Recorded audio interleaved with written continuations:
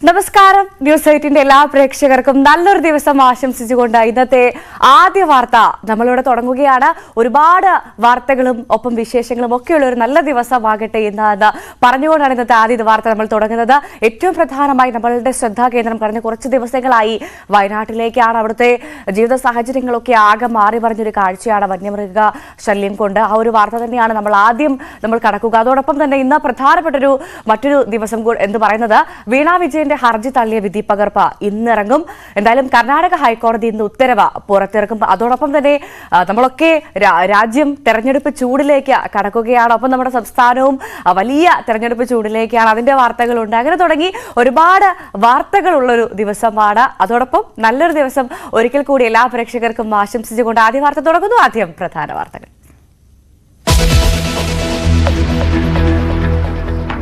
വയനാട്ടിൽ ഇന്ന് UDF, LDF, BJP hartal. വന്യമൃഗശല്യത്തിന് ശാശ്വത പരിഹാരം വേണം. കേന്ദ്ര സംസ്ഥാന സർക്കാരുകൾ അടിയന്തരമായി ഇടപെടണമെന്ന ആവശ്യം. ഫോറസ്റ്റ് വാച്ചറുടെ മരണത്തിൽ ഉദ്യോഗസ്ഥ വീഴ്ചയുണ്ടെങ്കിൽ നടപടിയെന്ന് വനം മന്ത്രി.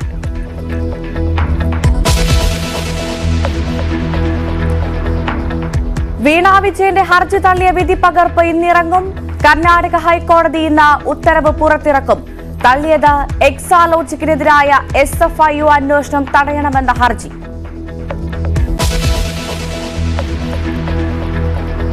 സംസ്ഥാനം തെരഞ്ഞെടുപ്പ് ആവേശത്തിലേക്ക്. കോട്ടയത്തെ UDF സ്ഥാനാർത്ഥി ഇന്നറിയാം. CPM സ്ഥാനാർത്ഥി പട്ടികയിൽ ഇടം പിടിച്ചത് 3 ജില്ലാ സെക്രട്ടറിമാർ.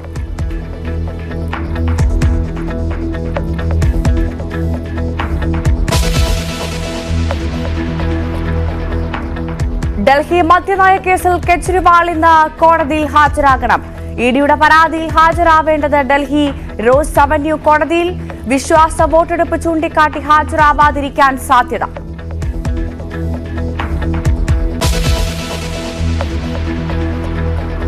ഇൻസാറ്റ് 3DS വിക്ഷേപണം ഇന്ന്. വിക്ഷേപിക്കുന്നത് ISROയുടെ പുതിയ കാലാവസ്ഥാ ഉപഗ്രഹം. വിക്ഷേപണം ശ്രീഹരിക്കോട്ടയിൽ വൈകിട്ട് 5:35.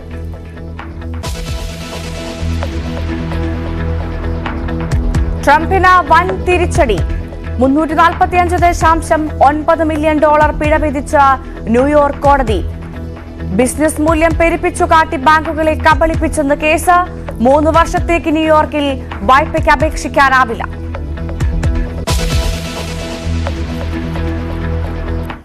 ആദ്യ വാർത്ത തുടങ്ങുമ്പോൾ നമ്മൾ തുടക്കത്തിൽ പറഞ്ഞതുപോലെ തന്നെ വയനാട്ടിലേക്കാണ് ആദ്യം പോകുന്നത്. വയനാട്ടിൽ എന്തായാലും ഇന്ന് UDF, LDF, BJP ഹർത്താലാണ്. രാവിലെ 6 മുതൽ വൈകിട്ട് 6 വരെയാണ് ഹർത്താൽ. വന്യമൃഗശല്യത്തിന് ശാശ്വത പരിഹാരം കാണുക, ഒപ്പം കേന്ദ്ര സംസ്ഥാന സർക്കാരുകൾ അടിയന്തരമായി വിഷയത്തിൽ ഇടപെടുക എന്നീ ആവശ്യങ്ങളൊക്കെ ഉന്നയിച്ചുകൊണ്ടാണ് ഹർത്താൽ നടത്തുന്നത്. ഹർത്താലിന് AAPയുടെ പിന്തുണയും പ്രഖ്യാപിച്ചിട്ടുണ്ട്. ജിൻസ വയനാട്ടിൽ നിന്ന് വിശദാംശങ്ങളുമായി ചേരും. ജിൻസ, വെരി ഗുഡ് മോർണിംഗ്. പക്ഷേ വയനാട്ടുകാരെ സംബന്ധിച്ച് അത്ര നല്ല പകലുകളല്ല കഴിഞ്ഞ കുറച്ച് നാളുകളായിട്ടുള്ളത്. കാരണം വലിയ ഒരു വല്ലാത്തൊരു അവസ്ഥയിലാണ് അവർ എന്ന് തന്നെ പറയാം. കാരണം നമ്മളൊക്കെയാണ് എങ്കിൽ നമുക്ക് ആ സ്ഥാനത്തൊന്ന് ചിന്തിച്ചാൽ മതിയാകും. കാരണം അത്രമാത്രം പേടിച്ച് ജീവിക്കേണ്ട ഒരു സാഹചര്യമാണ് വയനാട്ടുകാരെ സംബന്ധിച്ച് കഴിഞ്ഞ കുറേ നാളുകളായി അല്ലെങ്കിൽ മാസങ്ങളായി ഉള്ളത്. ഒരിടവേള പോലും ഇല്ലാതെ വന്യമൃഗ ആക്രമണം തുടരുന്നൊരു സാഹചര്യം. ഏറ്റവും പ്രധാനപ്പെട്ട അല്ലെങ്കിൽ വേദനിപ്പിക്കുന്ന ഒരു കാര്യം എന്ന് പറയുന്നത് വെറും കുറച്ചു ദിവസങ്ങൾ കൊണ്ട് 3 മരണം അല്ലെങ്കിൽ 17 ദിവസങ്ങൾ കൊണ്ട് 3 മരണം സംഭവിച്ചിരിക്കുകയാണ് വയനാട്ടിൽ. ഇന്ന് എന്തായാലും ഹർത്താലാണ് അല്ലേ?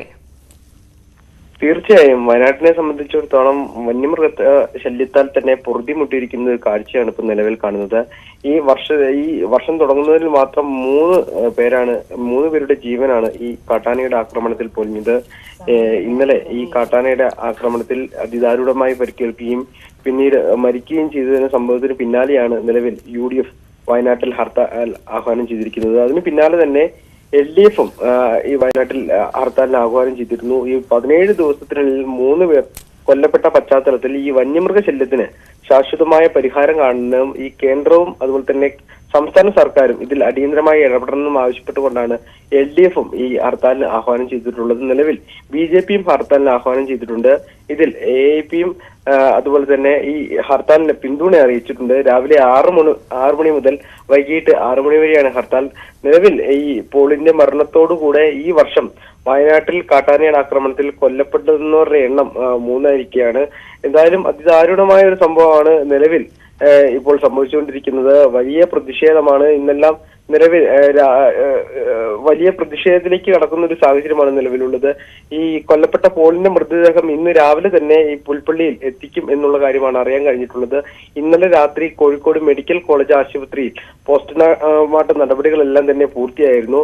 എന്തായാലും ഈ നഷ്ടപരിഹാരം അതുപോലെ തന്നെ കുടുംബത്തിന് ഒരാൾക്ക് ജോലി തുടങ്ങിയ ആവശ്യങ്ങൾ അംഗീകരിച്ചാൽ മാത്രമേ ഈ മൃതദേഹം ഏറ്റെടുക്കൂ എന്നുള്ള നിലപാടിൽ തന്നെയാണ് ബന്ധുക്കളുള്ളത്. ഇന്നലെ എല്ലാം തന്നെ അക്കാര്യം അറിയിക്കുകയും ചെയ്തിരുന്നു.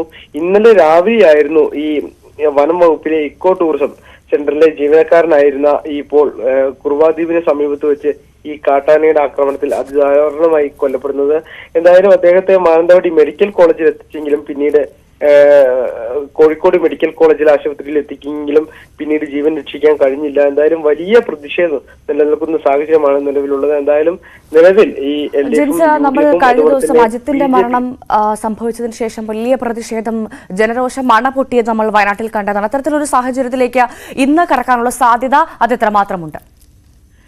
തീർച്ചയായും നിലവിൽ നേരത്തെ കഴിഞ്ഞ ദിവസം 10-ന് നമ്മുടെ അനീഷ് കൊല്ലപ്പെട്ട ഇതിനെല്ലാം വലിയ രീതിയിലുള്ള പ്രതിഷേധം നമ്മൾ കണ്ടതാണ്. ജനങ്ങൾ കൃത്യമായി പറഞ്ഞതാണ് ഈ കുറെ കാലങ്ങളായുള്ള അവരുടെ ആവശ്യമാണ്. വന്യമൃഗശല്യത്താൽ പൊറുതിമുട്ടിയിരിക്കുകയാണ്, കാടും നാടും വേർതിരിക്കണം എന്നുള്ള ആവശ്യത്തിൽ തന്നെയായിരുന്നു എപ്പോഴും എല്ലാ കാര്യങ്ങളിലും ഈ ജനങ്ങൾ നേരത്തെ ഉന്നയിച്ചുകൊണ്ടിരുന്ന കാര്യം. പക്ഷെ ഇതിന് കൃത്യമായിട്ടുള്ള ഒരു ശാശ്വതമായിട്ടുള്ളൊരു പരിഹാരം കാണാൻ ഇതുവരെ കഴിയാത്ത സാഹചര്യത്തിലാണ് ജനങ്ങളുടെ ഒരു അണപൊട്ടുന്ന രീതിയിലുള്ള പ്രതിഷേധത്തിലേക്ക് കടക്കുന്നത്. ഇന്നും സമാനമായ രീതിയിലുള്ള സംഭവം ഉണ്ടാകും എന്നുള്ളതാണ് നിലവിൽ അറിയാൻ കഴിഞ്ഞിട്ടുള്ളത്. എന്തായാലും കൃത്യമായിട്ടുള്ള നഷ്ടപരിഹാരവും ഈ കുടുംബത്തിന് ഒരാൾക്ക് ജോലി, അതുപോലെ തന്നെ ഈ ഇപ്പോൾ കൊല്ലപ്പെട്ടിരിക്കുന്ന പോൾ എന്ന് പറയുന്ന ആൾ ഈ കുടുംബത്തിന്റെ ഏക അത്താണിയാണ്. 10ാം ക്ലാസ്സിൽ പഠിക്കുന്ന ഒരു മകളുണ്ട്. ഈ മകളുടെ പഠനത്തിന് ആവശ്യമായ ചെലവുകൾ സർക്കാർ വഹിക്കേണ്ടി വരും, ഭാര്യയ്ക്ക് ജോലി നൽകേണ്ടി വരും.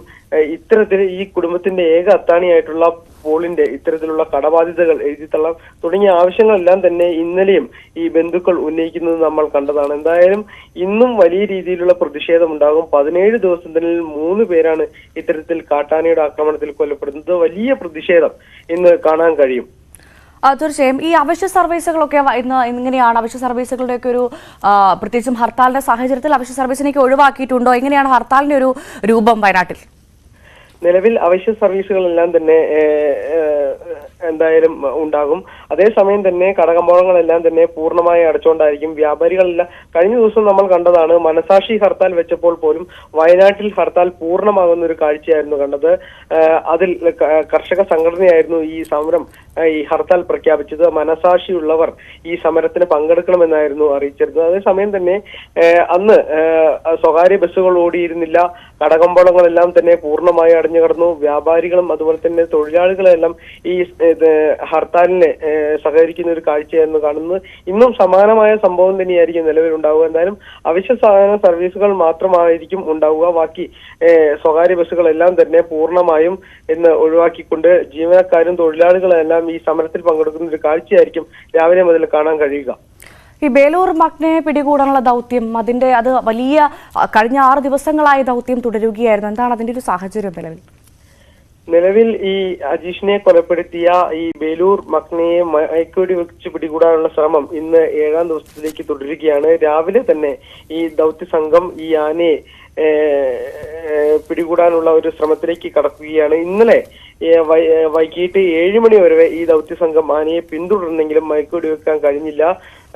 ഇന്നലെ പനവല്ലി, ഇരുമ്പുപാലം, ഈ കാളിക്കൊല്ലി തുടങ്ങിയ വനമേഖലകളിലായിരുന്നു ഈ ബേലൂർ മഗ്നന്റെ സാന്നിധ്യം ഉണ്ടായിരുന്നത്. പ്രധാനമായും ഇതില് ഈ ദൗത്യ സംഘത്തിന് വെല്ലുവിളിയാകുന്നത് ഇതിനോടൊപ്പം മറ്റൊരു മോഴയാനി കൂടിയുണ്ട് എന്നുള്ളതാണ്. അത് ഈ മയക്കുവെടി സംഘം ഇതിനോടെത്തുമ്പോൾ തന്നെ ഇത് തിരിച്ചു ഓടിക്കുന്ന ഒരു സമീപനമാണ് ഉള്ളത്. അതേസമയം തന്നെ ഇതിന്റെ സഞ്ചാര വേഗത ഏറ്റവും കൂടുതൽ ഈ ദൗത്യ സംഘത്തെ കുഴപ്പിക്കുന്ന ഒന്ന് തന്നെയാണ്.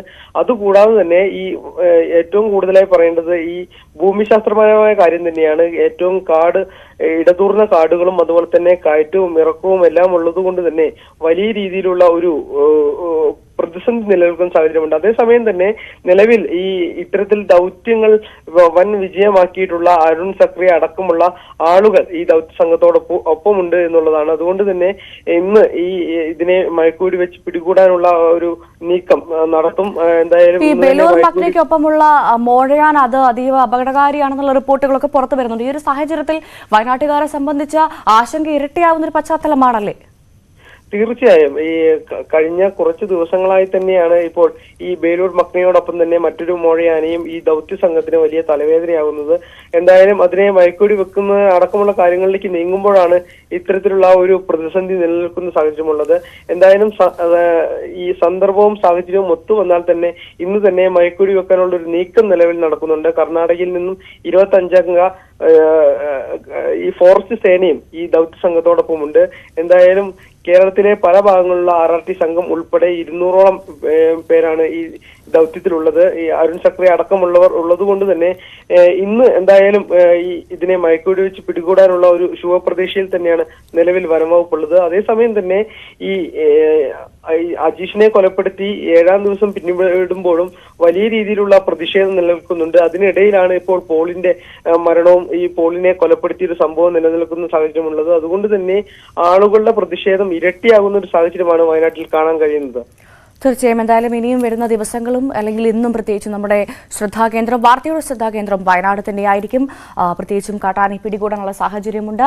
അതോടൊപ്പം തന്നെ മറ്റ് പ്രധാനപ്പെട്ട വാർത്തകളും കൂടി വയനാട്ടിൽ നിന്ന് വരേണ്ടതുണ്ട്. എന്നാലും വരും ബുള്ളറ്റിനിൽ നമുക്ക് ജിൻസിലേക്ക് തന്നെ മടങ്ങിയെത്താം. വയനാട്ടിലെ വിശേഷങ്ങൾ, വയനാട്ടിലെ വാർത്തകൾ അറിയാം. കാട്ടാന ആക്രമണത്തിൽ കുറുവാ ദ്വീപിലെ വാച്ചർ മരിച്ച സംഭവത്തിൽ ഉദ്യോഗസ്ഥർക്ക് വീഴ്ചയുണ്ടെങ്കിൽ നടപടിയെടുക്കുമെന്ന് മന്ത്രി കെ ശശീന്ദ്രൻ. വനംവകുപ്പിന്റെ ശ്രദ്ധ വയനാട് ദൌത്യത്തിലായിരുന്നു. വാച്ചറുടെ മരണം ദൌർഭാഗ്യകരമെന്നും മന്ത്രി. ദൗർഭാഗ്യവശാൽ ആ ജീവൻ രക്ഷിക്കാൻ കഴിഞ്ഞില്ല. അത് വളരെ കഷ്ടമുള്ളൊരു കാര്യമാണ്. ആ കുടുംബത്തിന് വലിയ ക്ഷീണമാണ്, വലിയ നഷ്ടമാണ് ഉണ്ടായിട്ടുള്ളത്. ആ ദുഃഖത്തിൽ ഞങ്ങളും പങ്കുചേരുകയാണ്. മതിയാകുന്ന അത്ര ചികിത്സ കൊടുക്കാൻ ആവശ്യമായ എല്ലാ നടപടികളും സ്വീകരിച്ചിരുന്നെങ്കിലും അത് ഫലപ്രാപ്തിയിലെത്തിയില്ല എന്നതാണ് ഇപ്പോഴത്തെ ഒരു പ്രശ്നം. എന്തെങ്കിലും വീഴ്ചയുണ്ടായി വന്നിട്ടുണ്ടോ എന്നത് പ്രത്യേകമായി പരിശോധിക്കേണ്ടതുണ്ടെങ്കിൽ അത് പരിശോധിക്കുന്നതിന് യാതൊരു പ്രയാസവും ഈ ഗവൺമെൻറ്റിനില്ല. എന്തെങ്കിലും വീഴ്ചയുണ്ടെങ്കിൽ ആ വീഴ്ചയ്ക്ക് ഉത്തരവാദി വരെ കണ്ടെത്തി മതിയായ ശിക്ഷ നൽകുന്നതാണ്. വന്യമൃഗശല്യം അങ്ങ് വയനാട്ടിൽ മാത്രമല്ല, അങ്ങ് കണ്ണൂരുമുണ്ട് എന്ന് തെളിയിക്കുന്ന ഒരു വാർത്തയാണ് ഇന്ന് നമ്മൾ പോകുന്നത്. കണ്ണൂർ പയ്യാവൂരിൽ മാവോയിസ്റ്റ് സംഘത്തെ കാട്ടാന ആക്രമിച്ചു. ചിക്കമംഗളൂർ സ്വദേശി സുരേഷിനാണ് പരിക്കേറ്റതെന്നാണ് സൂചന. 10 അംഗ മാവോയിസ്റ്റ് സംഘം ഇന്നലെ വൈകിട്ടാണ് പയ്യാവൂർ ചിറ്റാരിക്കൽ കോളനിയിലെത്തിയത്. പരിക്കേറ്റ സുരേഷിനെ കോളനിയിലെ ഒരു വീട്ടിൽ കിടത്തി പിന്നീട് കാട്ടിലേക്ക് മടക്കിയതായാണ് വിവരം. സുരേഷിനെ പരിയാരം മെഡിക്കൽ കോളേജിലേക്ക് കൊണ്ടുപോയിട്ടുണ്ടായിരുന്നു. മാവോയിസ്റ്റുകൾക്കായി പ്രദേശത്ത് തിരച്ചിൽ ആരംഭിച്ചിട്ടുമുണ്ട്. വിവരം പറഞ്ഞ് പയ്യാവൂർ പോലീസും തണ്ടർ ബോൾട്ടും സ്ഥലത്തെത്തി.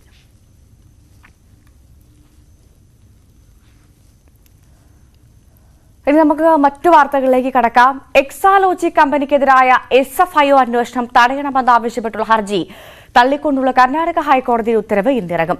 രാവിലെ 10:30യോടുകൂടി ഉത്തരവ് അപ്ലോഡ് ചെയ്യും. CMRLുമായി ബന്ധപ്പെട്ട മാസപ്പടി കേസിലാണ് എക്സാലോജിക്കിനെതിരെ SFIO അന്വേഷണം ആരംഭിച്ചത്. ഇതിൽ കേരള ഹൈക്കോടതിയിൽ വാദം നടക്കവെയാണ് അന്വേഷണം തടയണമെന്നാവശ്യപ്പെട്ട് വീണ വിജയൻ കർണാടക ഹൈക്കോടതിയെ സമീപിച്ചത്. ഇന്നലെ ഈ ഹർജി ഹൈക്കോടതി തള്ളിയിരുന്നു.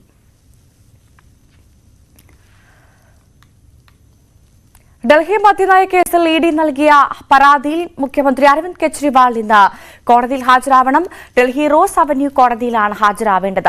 അരവിന്ദ് കെജ്രിവാളിന് 4 തവണ സമൻസ് അയച്ചിട്ടും ചോദ്യം ചെയ്യലിന് ഹാജരായില്ല എന്ന് കാട്ടിയാണ് ED പരാതി നൽകിയത്. ഇതിലാണ് കോടതി ഇന്ന് ഹാജരാവാൻ ആവശ്യപ്പെട്ട് നോട്ടീസ് നൽകിയത്. ഇതിന് പിന്നാലെ ED 6ാം തവണയും കെജ്രിവാളിന് നോട്ടീസ് അയച്ചു.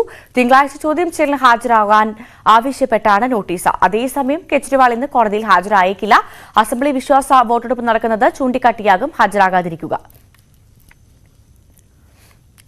ഡൽഹി അസംബ്ലിയിൽ ഇന്ന് വിശ്വാസ പ്രമേയത്തിൽ ചർച്ച ആരംഭിക്കും. മുഖ്യമന്ത്രി അരവിന്ദ് കെജ്രിവാളാണ് ഇന്നലെ പ്രമേയം അവതരിപ്പിച്ചത്.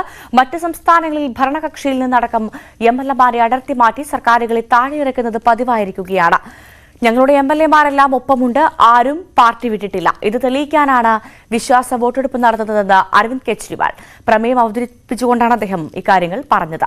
അതേസമയം ചോദ്യം ചെയ്യലിന് ഇന്ന് ഹാജരാവാൻ ആവശ്യപ്പെട്ട് ഇഡി 6ാം തവണ അദ്ദേഹത്തിന് സമൻസ് അയച്ചിരുന്നു. ഉത്തരേന്ത്യയിലെ കർഷക പ്രതിഷേധം ഇന്ന് 5ാം ദിവസത്തിൽ. സംയുക്ത കിസാൻ മോർച്ച ആഹ്വാനം ചെയ്ത ഭാരത് ബന്ദിൽ ഹരിയാനയിലെ ടോൾ പാസുകൾ ഉപരോധിച്ചു. ബന്ദിന് ഐക്യദാർഢ്യം പ്രഖ്യാപിച്ച് പഞ്ചാബിൽ ബസ്സുകൾ നിരത്തിലിറങ്ങിയില്ല. വൈകിട്ട് ഷംപു അതിർത്തിയിൽ കർഷകർക്ക് നേരെ വീണ്ടും കണ്ണീർ വാതകവും റബ്ബർ ബുള്ളറ്റുകളും പ്രയോഗിച്ചിരുന്നു. സുരക്ഷാ സേനയുടെ നടപടിയിൽ ഇതുവരെ 40-ലേറെ കർഷകർക്കാണ് പരിക്കേറ്റത്. റബ്ബർ ഷെല്ലുകളേറ്റ് 3 പേരുടെ കാഴ്ചയടക്കം നശിച്ചിട്ടുണ്ട്. നാളെ വീണ്ടും കർഷക പ്രതിനിധികളുമായി കേന്ദ്രമന്ത്രിമാരുടെ സംഘം ചർച്ച നടത്തും.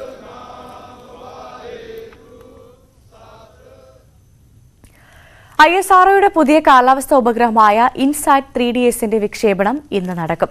ശ്രീഹരിക്കോട്ടയിൽ നിന്ന് വൈകിട്ട് 5:35-ന് GSLV F-14 റോക്കറ്റിലാണ് ഉപഗ്രഹം വിക്ഷേപിക്കുക. GSLVയുടെ 16ാമത്തെ ദൌത്യമാണിത്. 2274 കിലോഗ്രാം ഭാരമുള്ള ഉപഗ്രഹം ഏകദേശം 480 കോടി രൂപ ചെലവിലാണ് നിർമ്മിച്ചിരിക്കുന്നത്. ഇൻസാറ്റ് 3D, ഇൻസാറ്റ് 3DR, ഓഷ്യാസാറ്റ് എന്നിങ്ങനെ 3 കാലാവസ്ഥാ ഉപഗ്രഹങ്ങളാണ് നിലവിൽ ഇന്ത്യക്കുള്ളത്. 2013 വിക്ഷേപിച്ച ഇൻസാറ്റ് 3D കാലാവധിയിലേക്ക് അടുക്കുകയാണ്. ഇതിന് പകരമായാണ് കൂടുതൽ സജ്ജീകരണങ്ങളോടെയുള്ള ഉപഗ്രഹം വിക്ഷേപിക്കുന്നത്. നമുക്ക് വീണ്ടും കേരളത്തിലെ വാർത്തകളിലേക്ക് നമ്മൾ വരികയാണെങ്കിൽ 3 ജില്ലാ സെക്രട്ടറിമാരാണ് CPMന്റെ പ്രാഥമിക സ്ഥാനാർത്ഥി പട്ടികയിൽ ഇടം പിടിച്ചത്. തിരുവനന്തപുരം ജില്ലാ സെക്രട്ടറി വി ജോയ്, കണ്ണൂർ ജില്ലാ സെക്രട്ടറി MV ജയരാജൻ, കാസർഗോഡ് ജില്ലാ സെക്രട്ടറി MB ബാലകൃഷ്ണൻ എന്നിവരാണ് പട്ടികയിലുള്ളത്. മന്ത്രിയും മുൻ മന്ത്രിമാരും MLAമാരും ഒക്കെ CPMന് ഇത്തവണ പോരിനിറങ്ങും. ആറ്റിങ്ങലിൽ പ്രഥമ പരിഗണന MLAയും ജില്ലാ സെക്രട്ടറിയുമായ വി ജോയിക്കാണ്. വിജയസാധ്യത ഏറ്റവും അധികമുള്ള സ്ഥാനാർത്ഥിയായാണ് CPM ജോയിയെ കാണുന്നത്. വട്ടിയൂർക്കാവ് MLA VK പ്രശാന്തും ഇവിടെ പരിഗണനയിലുണ്ട്. പക്ഷേ പ്രശാന്ത് മാറിയാൽ വട്ടിയൂർക്കാവ് നഷ്ടപ്പെടുമോ എന്ന ആശങ്ക നേതൃത്വത്തിൽ ശക്തമാണ്. കണ്ണൂർ മണ്ഡലത്തിലാണ് ജില്ലാ സെക്രട്ടറി MB ജയരാജന്റെ പേരുള്ളത്. KK ശൈലജയുടെ പേരും ഇവിടെയുണ്ട്. ശൈലജ മത്സരിച്ചാൽ വടകര പിടിച്ചെടുക്കാമെന്ന പ്രതീക്ഷ പാർട്ടിക്കുണ്ട്. അങ്ങനെയെങ്കിൽ ശൈലജ വടകരയിലും ജയരാജൻ കണ്ണൂരിലും മത്സരിക്കും. വടകരയിൽ മുൻ MLA പ്രദീപ് കുമാറിനും സാധ്യതയുണ്ട്.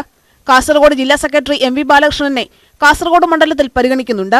മുൻ MLA TV രാജേഷാണ് ഇവിടെ സ്ഥാനാർത്ഥിയാകാൻ സാധ്യതയുള്ള മറ്റൊരാൾ.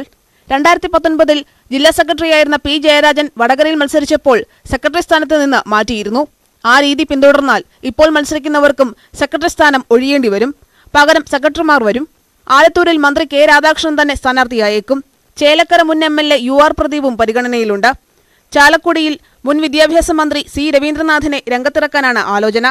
മുൻ MLA BD ദേവസിയും പൊതുസ്വതന്ത്രനും ഇവിടെ പരിഗണനയിലുണ്ട്. കോഴിക്കോട് എളമരം കരീം തന്നെ മത്സരിക്കും. പാലക്കാട് M സ്വരാജ് പട്ടികയിലുണ്ടെങ്കിലും A വിജയരാഘവന്റെ പേരിനാണ് മുൻതൂക്കം. ആലപ്പുഴയിൽ സിറ്റിംഗ് MP AM ആരിഫും പത്തനംതിട്ടയിൽ മുൻ മന്ത്രി തോമസ് ഐസക്കും സ്ഥാനാർത്ഥികളാകും. ഇടുക്കിയിൽ ജോയ്സ് ജോർജിന് തന്നെയാണ് സാധ്യത.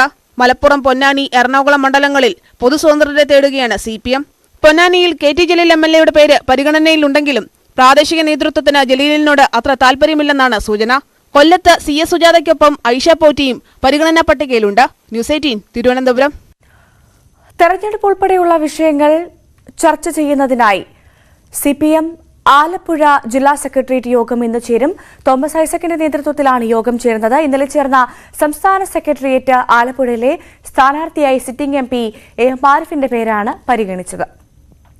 ഇക്കാര്യങ്ങൾ ഉൾപ്പെടെ സെക്രട്ടേറിയറ്റിൽ ചർച്ചയാകും. തോമസ് ഐസക്, G സുധാകരൻ എന്നിവരിൽ ആരെങ്കിലും മത്സരിക്കണമെന്ന് ജില്ലാ നേതൃത്വത്തിൽ നിന്ന് അഭിപ്രായമുയർന്നിരുന്നുവെങ്കിലും സംസ്ഥാന നേതൃത്വം പരിഗണിച്ചത് AM ആരിഫിനെ തന്നെയാണ്. ലോക്സഭാ തെരഞ്ഞെടുപ്പിൽ കോട്ടയത്തെ UDF സ്ഥാനാർത്ഥിയെ ഇന്ന് പ്രഖ്യാപിക്കും. Kerala Congress chairman PJ Joseph രാവിലെ 11 മണിക്ക് വാർത്താ സമ്മേളനം നടത്തിയാണ് സ്ഥാനാർത്ഥി പ്രഖ്യാപനം നടത്തുക. ഫ്രാൻസിസ് ജോർജ് സ്ഥാനാർത്ഥിയാകുമെന്ന് നേരത്തെ വ്യക്തമായിരുന്നു. UDF സ്ഥാനാർത്ഥി കൂടിയെത്തുമ്പോഴോടുകൂടി കോട്ടയത്ത് തെരഞ്ഞെടുപ്പ് ചിത്രം വ്യക്തമാകും. NDA സ്ഥാനാർത്ഥിയായി BDJS നേതാവ് തുഷാർ വെള്ളാപ്പള്ളി എത്തുമെന്നാണ് സൂചന. KPCC പ്രസിഡന്റ് കെ സുധാകരൻ എംപിയും പ്രതിപക്ഷ നേതാവ് VD സതീശനും നയിക്കുന്ന ജനകീയ പ്രക്ഷോഭയാത്ര സമരാഗ്നി പാലക്കാട് ജില്ലയിൽ പര്യടനം ആരംഭിച്ചു. തൃത്താല മണ്ഡലത്തിലെ നീലിയാട് നിന്ന് യാത്രയെ ജില്ലയിലേക്ക് സ്വീകരിച്ചു. കേന്ദ്ര സംസ്ഥാന സർക്കാരുകളുടെ ജനവിരുദ്ധ നയങ്ങൾക്കെതിരെയാണ് കോൺഗ്രസിന്റെ പ്രക്ഷോഭയാത്ര നടക്കുന്നത്. ജില്ലയിലെ ആദ്യ സ്വീകരണ സമ്മേളനം കുളപ്പുള്ളിയിൽ നടന്നു.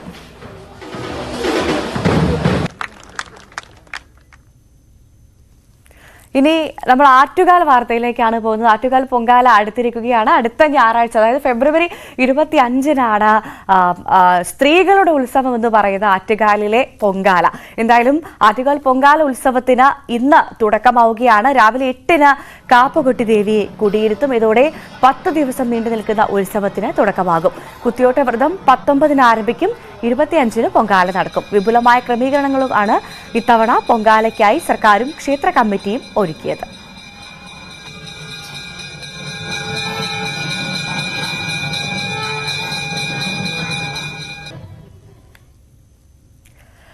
അഞ്ചു വർഷങ്ങൾക്ക് മുൻപ് കാസർഗോഡ് നമ്മളൊക്കെ ഏറെ വേദനിപ്പിച്ചൊരു ഇരട്ട കൊലപാതകം നടന്നിരുന്നു. മറ്റൊന്നുമല്ല, പെരിയ ഇരട്ട കൊലപാതകം. ആ കൊലപാതകം നടന്നിട്ട് ഇന്നേക്ക് 5 ആണ്ട് തികഞ്ഞിരിക്കുകയാണ്. എന്തായാലും ഈ കേസിന്റെ വിചാരണ നടപടികളൊക്കെ ഇപ്പോൾ അന്തിമഘട്ടത്തിലാണെന്നുള്ളൊരു വിവരം കൂടി പുറത്തു വരുന്നുണ്ട്. കാസർഗോഡ് പെരിയ കല്യോട്ടെ യൂത്ത് കോൺഗ്രസ് പ്രവർത്തകരായ ശരത് ലാലും കൃപേഷും അതിക്രൂരമായി കൊല ചെയ്യപ്പെട്ടിട്ട് ഇന്നേക്ക് 5 വർഷം തികയുന്നു.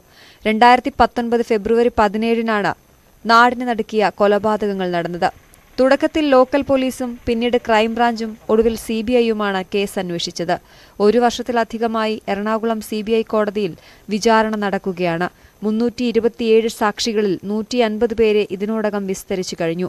CPM-ന്റെ മുതിർന്ന നേതാക്കൾ ഉൾപ്പെടെ 24 പേരാണ് പ്രതികൾ. ഇതിൽ 14 പേരെ ക്രൈംബ്രാഞ്ചാണ് അറസ്റ്റ് ചെയ്തത്. ആദ്യം അറസ്റ്റിലായ 14 പേരിൽ 11 പേർ വിയ്യൂർ സെൻട്രൽ ജയിലിലും പ്രതിപട്ടികയിൽ CBI ചേർത്ത 10 പേരിൽ 5 പേർ കാക്കനാട് ജയിലിലുമാണുള്ളത്. 1-ാം പ്രതി പീതാംബരൻ, 4-ാം പ്രതി അനിൽ, 6-ാം പ്രതി ശ്രീരാഗ്, 10-ാം പ്രതി രഞ്ജിത്ത് എന്നിവർക്ക് 1 ദിവസം പരോൾ ലഭിച്ചിരുന്നു. യൂത്ത് കോൺഗ്രസിന്റെ സ്മൃതി ജ്യോതി പ്രയാണത്തോടെയാണ് അനുസ്മരണ പരിപാടികൾക്ക് തുടക്കമാകുന്നത്. കല്യോട്ടെ സ്മൃതി കുടീരത്തിൽ വിപുലമായ പരിപാടികളാണ് ആസൂത്രണം ചെയ്തിട്ടുള്ളത്. ന്യൂസ് 18 പെരിയ. ന്യൂയോർക്ക് സിവിൽ തട്ടിപ്പ് കേസിൽ അമേരിക്കൻ മുൻ പ്രസിഡന്റ് ഡൊണാൾഡ് ട്രംപിന് തിരിച്ചടി. $355 മില്യൺ പിഴ അടയ്ക്കണമെന്ന് ന്യൂയോർക്ക് സ്റ്റേറ്റ് കോടതിയാണ് ശിക്ഷ വിധിച്ചത്. ബിസിനസ് മൂല്യം പെരുപ്പിച്ചു കാട്ടി ബാങ്കുകളെ വഞ്ചിച്ചെന്നായിരുന്നു കേസ്. പിഴയ്ക്ക് പുറമെ ന്യൂയോർക്കിൽ പ്രവർത്തിക്കുന്നതിനും കോടതി നിയന്ത്രണങ്ങൾ ഏർപ്പെടുത്തി. ന്യൂയോർക്കിൽ കമ്പനി ഓഫീസറായോ ഡയറക്ടറായോ ചുമതലയേൽക്കാനാകില്ല. വിധിക്കെതിരെ അപ്പീൽ പോകുമെന്നും അതിൽ വിജയിക്കുമെന്നും ട്രംപ് പിന്നീട് പ്രതികരിച്ചു. വാദ്യോപകരണങ്ങളുടെ നിർമ്മാണത്തിലൂടെ പേരുകേട്ടൊരു നാടുണ്ട് പാലക്കാട് ജില്ലയിലെ പെരുവമ്പ് ഗ്രാമം. ചെണ്ടയും മദ്ദളവും ഇടക്കയും തബലയും തിമിലയും ഒക്കെ നിർമ്മിക്കുന്ന നിരവധി കുടുംബങ്ങളുണ്ട് പെരുവമ്പിൽ. തുകിൽ മണക്കുന്ന പെരുവമ്പ് ഗ്രാമത്തിലെ കാഴ്ചകൾ കാണാം. ഈ റിപ്പോർട്ടോടുകൂടി ആദ്യ വാർത്ത പൂർണ്ണമാകും. നമസ്കാരം.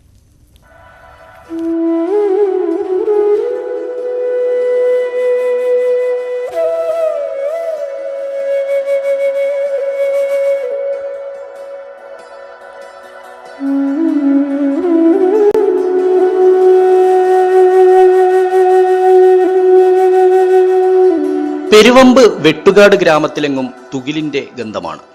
വീടിനോട് ചേർന്നായി അവിടവിടെയായി കൂട്ടിയിട്ടിരിക്കുന്ന കാലിത്തോലുകൾ കെട്ടിമടഞ്ഞ് അടിച്ചമർത്തി വാദ്യോപകരണങ്ങൾ നിർമ്മിക്കുന്ന ജോലി രാത്രി വൈകിയും ഇവിടെ ഉണ്ടാവും.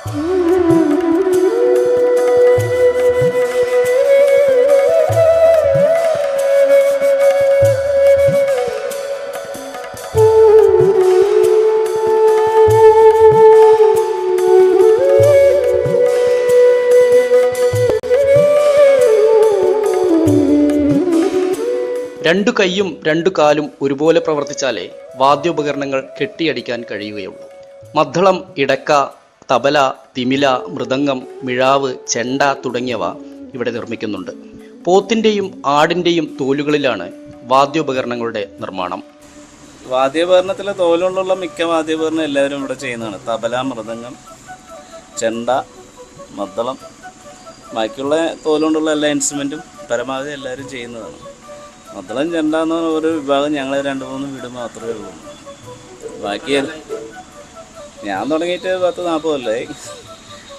കാലങ്ങളായിട്ട് അച്ഛനും അച്ചാച്ചനായിട്ടുള്ളതാണ് ഈ തൊഴിൽ. ഒരു 100-300 വർഷം താഴെ പഴക്കമുണ്ടാവും എന്ന് വിചാരിക്കും. വാദ്യോപകരണം അതിൻ്റെ ഒരു പ്രത്യേകതയാണ് ഈ പെരുവമ്പ് ഗ്രാമം എന്ന് പറയുന്നത്. അതാണ് ഈ പൈതൃക ഗ്രാമം എന്നുള്ള ഒരു രീതിയിൽ തന്നെ ഞങ്ങളെ അംഗീകരിക്കപ്പെട്ടിട്ടുള്ളതാണ് ഈ പെരുവമ്പ്. ഇത് മാത്രമല്ല, മൺകലം മറ്റുണ്ട്, പിന്നെ നെയ്ത്തുണ്ട്, അങ്ങനെ കൂടെ ചേർത്തിട്ടാണ് പൈതൃക ഗ്രാമം എന്നുള്ളത്. വെട്ടുകാട് തെരുവിന് തുകിലിന്റെ ഗന്ധം മാത്രമല്ല, വാദ്യോപകരണങ്ങളുടെ താളവുമുണ്ട്.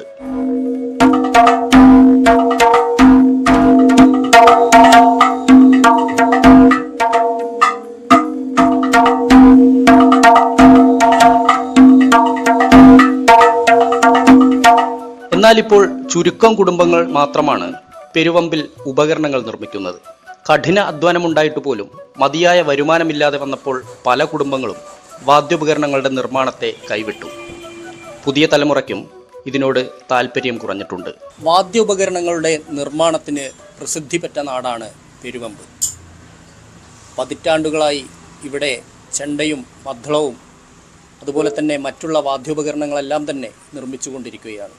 പരമ്പരാഗതമായി തന്നെ അത് കൈമാറി വരികയും ചെയ്യും. അതുകൊണ്ട് തന്നെ ഇത്തരത്തിലുള്ള വാദ്യോപകരണങ്ങൾ വാങ്ങാൻ വേണ്ടി ആളുകൾ എത്തുന്ന പാലക്കാടിൻ്റെ ഒരു പ്രധാന ഗ്രാമം കൂടിയാണിത്. S Vinesh Kumar, news 18, Palakkad.